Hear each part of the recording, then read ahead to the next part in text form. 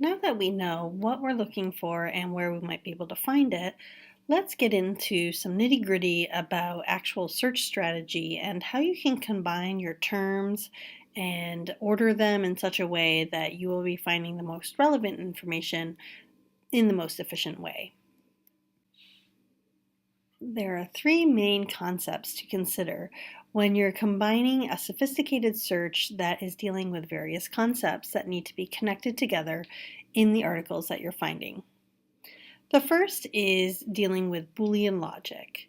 And there are three main terms that you would want to consider within Boolean logic. There is and, or, and not. And or are the most common to add to your search strategy.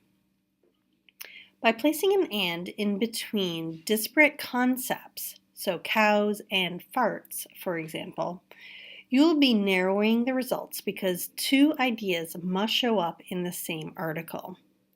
If you add a third concept or a fourth concept, your results get even narrower because you are bringing all those concepts together in one source. The or, on the other hand, will broaden your search because every time you use an or in between like terms, your search gets wider because any of those terms can be found within the search. So cows or cattle will get you a lot further than just putting in cows. And finally, the not is a term that's not always used, but if you see that there are concepts showing up in your results that you just want to eliminate from the start, you can use not as your last Boolean operator in a search, and that will eliminate that word from ever appearing in your search. Truncation is our next concept. This is a way to produce variant endings to a word that you know will have multiple endings and you want to capture them all. So in this example, the term belch, by putting an asterisk at the end of the H, you could yield any ending that would come after that asterisk. So you could get belch or belching or belcher. Typically, the symbol is an asterisk, but pay attention to the database that you're using because sometimes it could be a question mark or an exclamation point. The help screen will always let you know what the symbols are to use.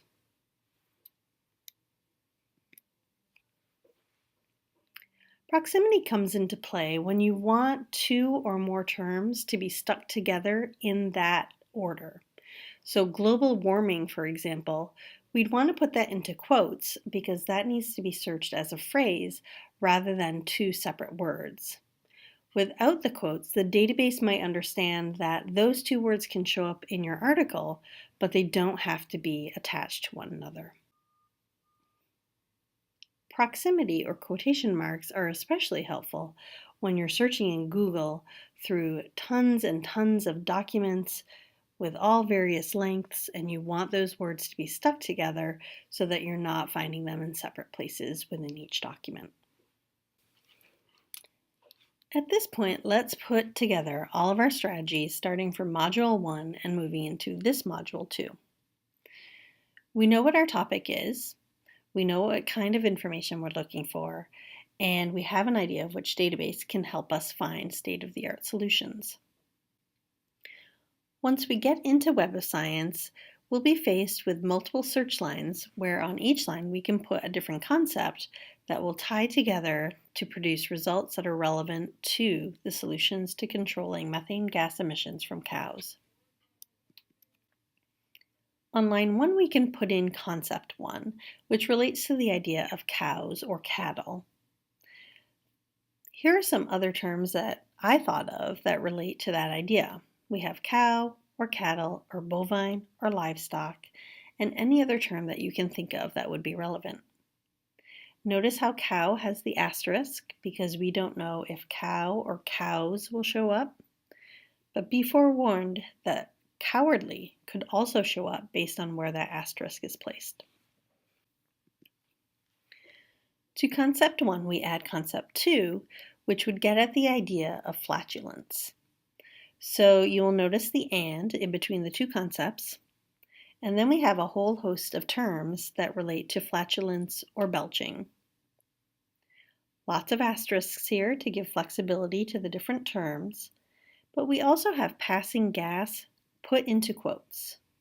And within those quotes, we can use that truncation symbol so that we also have flexibility between passing gas while keeping those words together. We add concept 3 again with an and this represents the idea of global warming and other ways to represent that idea. Again, greenhouse gas has the quotation marks around it, but also an asterisk within those quotation marks, so we can get gas or gases. Now we can leave our search here, but because we're looking for solutions, let's add one more line, one more concept, and that will get at the idea of solutions or solving or innovation. We don't need to state these, but by adding that fourth concept, the database will be looking for these terms and thus making our search even narrower. So that's what it looks like on paper. This is what it looks like in actual search strategy within the Web of Science. You notice each row represents each concept. An and is placed in between each row so that we get every concept represented no matter what variety of term is pulled from each line. And after all that thinking ahead before we hit the search button, we now get 99 results from the Web of Science. You can take a look at the titles to see if what you have found is relevant, but also take a look at those words to pull out other relevant terms that you might be able to put back into your search. If you look at number 3, for example, enteric methane emission and its mitigation. That term mitigation goes along with our idea of solutions or solving the problem. So that might be a term that you want to put back into your search. Also, number 3 is a prime example for using the not Boolean operator. This one's about goat production, but we're talking about cattle. So after concept 4 within our search strategy, we could add yet another line, and instead of connecting with and, we'll connect with not. And we can say not goat or sheep or chicken or other animals that you see that are muddying the waters of your search that aren't related to cattle. Now that you've gone through this introduction, let's go back to the tutorial so that you can try your hand at search strategies like this using a database of your choice, but also the topic that you've been given for your assignment. Good luck!